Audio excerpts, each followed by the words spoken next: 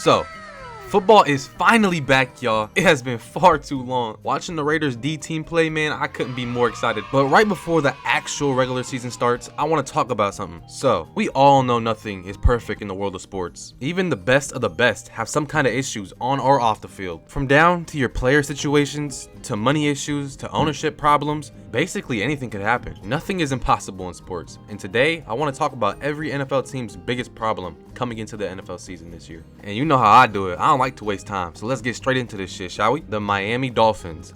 Everything. As of right now, I can't tell you not one bright spot in this franchise. Besides Devon A-Chain, they have no good players. Their coaching staff is not that good anymore, especially after getting rid of Mike McDaniel. And the front office doesn't seem to be too bright either with the decisions that they've made. This team is easily one of the worst in the league right now. Just take a look at this wide receiver room. It tells you everything you need to know about this team. All in all, I think this is a full rebuild season for them, and I wouldn't be surprised if they win 0 games this season. The New York Jets. Finding a quarterback. This team has been searching and searching and searching for a quarterback that they could depend on and build a team around. And although they have tried many times, it just doesn't seem like they can ever get it right. They've made high draft picks, they've signed big name free agents, and something always seems to go wrong. They're going to have to hit in order to get out this cycle of rebuilding that they've been in for what it seems like over 2 decades at this point. And in this point of time, it seems like again this year they will be selecting another hopeful quarterback of the future. The Buffalo Bills, the playoff hump.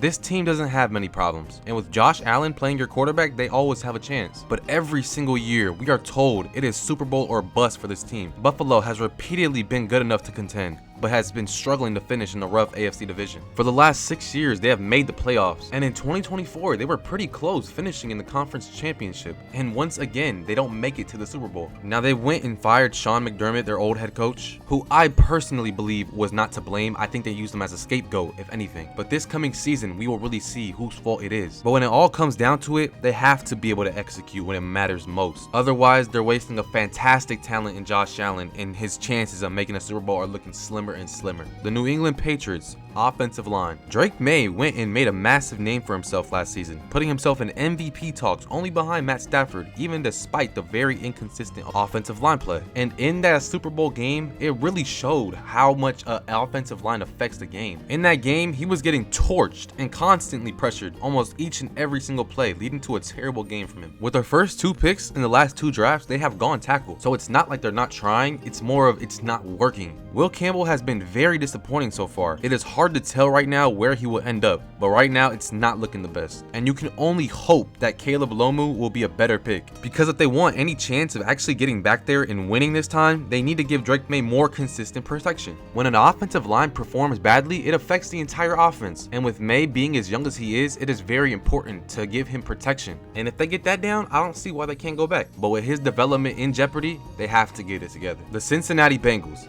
Defense. We all know Joe Burrow's capabilities, and along with Jamar Chase, T. Higgins, and Chase Brown, they are a fantastic 4 that can carry up to any offense to win big games. However, when they do win those games are high scoring and always close. Why? It's because their defense is holding them back. They have been mediocre for forever now, and to be real contenders, they have to get it together. They have not been strong enough to complement their elite offense. Burrow shouldn't have to score 30 plus for the team to have a chance of winning, and they have gone and made moves to attempt to bolster their defense, with the most notable being Dexter Lawrence, one of the best interior D linemen in the game. So let's just hope the rest can bring this side of the ball to a good enough spot to lead them in a good spot to contend. The Pittsburgh Steelers.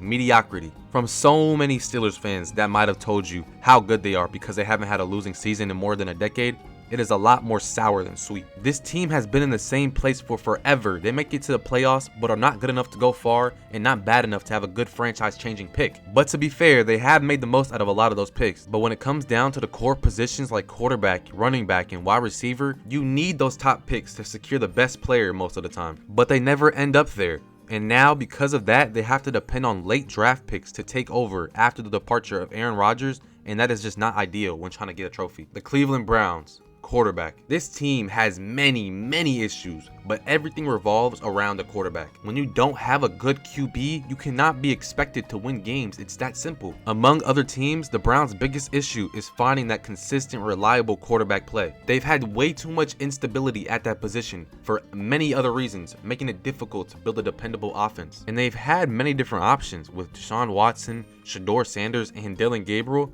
and as of right now, not one of them even looks remotely close to being a serviceable winning quarterback. Baltimore Ravens, offensive line plus playoff struggles. From the day Lamar got to this league, they have made little to no effort to get him an offensive line because of his mobility and scrambling ability. But this is not 2019 anymore. Every year that passes by, he gets worse and worse in that category. Not to say that makes him any less of a quarterback, because we all know how elite of a playmaker and passer he is, but they need to start thinking about him, and especially after losing their best offensive lineman in Tyler Linderbaum, some type of change has to be made. And on top of all that, they are another one of those teams that seem to always be a Super Bowl favorite, but end up coming oh so short when it matters most. And whether it's a team issue or what the people say is Lamar's clutch ability, it needs to be figured out. The Indianapolis Colts.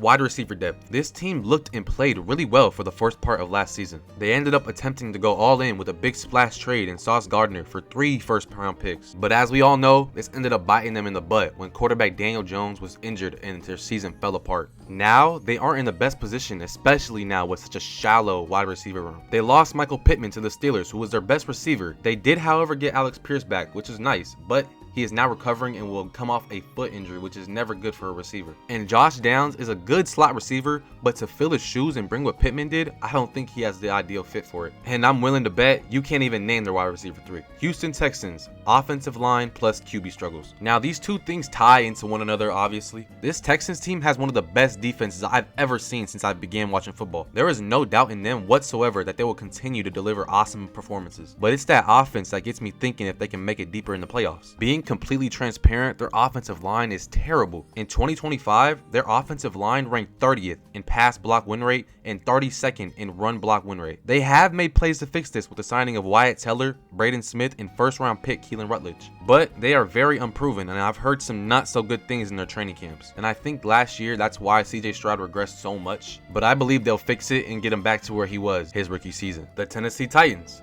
Offensive line. The Titans allowed 55 sacks last season, putting up enormous pressure on Cam Ward. Tennessee has gone and added weapons around him, including Wan'Dale Robinson and Ricky Cardinal-Tate. So that offense has more potential than last year. But I'll tell you right now, none of that matters if Ward is constantly under pressure. Peter Skoronski, he's excellent, but there are still major questions at right guard, center, and tackle. If they can get that situation and allow Cam to thrive, because I know he can, just off that little preview we got last season, this team could end up doing some real damage and make their way up the rankings. The Jacksonville Jaguars, defensive back 7. Last season, that Jaguars team played a whole lot better than I think anybody expected them to. Their defensive unit was one of the best in the league, but they have downgraded in many different positions, which brings some concern. Jacksonville lost Andrew Wingard, Devin Lloyd, and Greg Newsome II in the offseason. Those are significant losses at safety, linebacker, and corner. And with the front 4 actually being one of the team's strength, led by Josh Hines-Allen, Trayvon Walker, and Devon Hamilton, that makes the secondary and linebacker core the obvious weak spot. If opposing QBs can get the ball out quickly, that pass rush is utterly useless, which is why a good secondary is so important. But coming this season, we will see if they're able to hold up without the obvious talent that they had lost this season.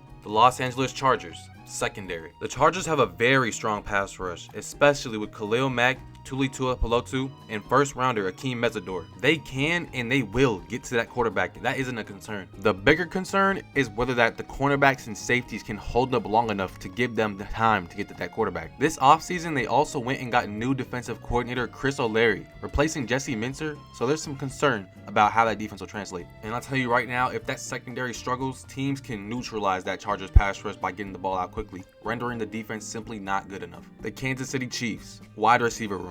This team's wide receiver room is and has been a complete mess for some time now, despite working to try to fix it for the longest time. Since the loss of Tyreek Hill, the Chiefs have yet to find a consistent, true wide receiver 1. They drafted Rashee Rice, who has the talent but hasn't established himself as a dominant outside receiver and continues to have off-field issues along with inconsistency on the field. They went and drafted Xavier Worthy, who has flashed big playability but is still developing and has limitations against physical press coverage. And with just pure speed alone, I don't think he can reach much higher unless he develops other talents. Travis Kelce's still around, but he's no longer the player who can completely carry the passing game. He's old, and I think he should have retired, but he still thinks he has some in the tank to give, and by all means, it just makes it easier to guard them, I believe. If Rice and Worthy don't take a major step, Patrick Mahomes could once again be forced to create too much of himself. And coming off such a serious leg injury, suffering a torn ACL, he cannot take on that load he's expected to give. The Las Vegas Raiders, offensive line.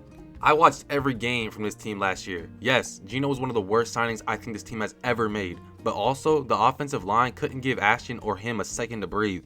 Every time the ball was snapped, it seemed like everyone was already in the backfield getting to their quarterback or running back. The Raiders gave up a league-high 65 sacks in 2025. They made a major upgrade by adding Tyler Linderbaum and Spencer Buford, plus bringing back a healthy Colton Miller. But there are still questions at guard and right tackle, and the unit has to prove the changes actually fixed the problem. And that's especially important. With Fernando Mendoza potentially becoming the franchise quarterback, he can't develop if he's constantly under pressure. The Raiders also have Ashton Genty and Brock Bowers, so the offense has legit building blocks, but that line has to give them time and space. And if they can just get that figured out and get some more help on the defense and a true wide receiver one, this team will be in great shape. The Denver Broncos, tight end. I know that tight end doesn't seem like a big issue, but I think for a quarterback in an offense, it is one of the most important positions. They block, they catch, they can run, they help open space, and having a good tight end is truly a blessing. And this is probably the clearest weakness on Denver's roster right now. Evan Ingram had a very disappointing last season, just 461 yards and 1 touchdown.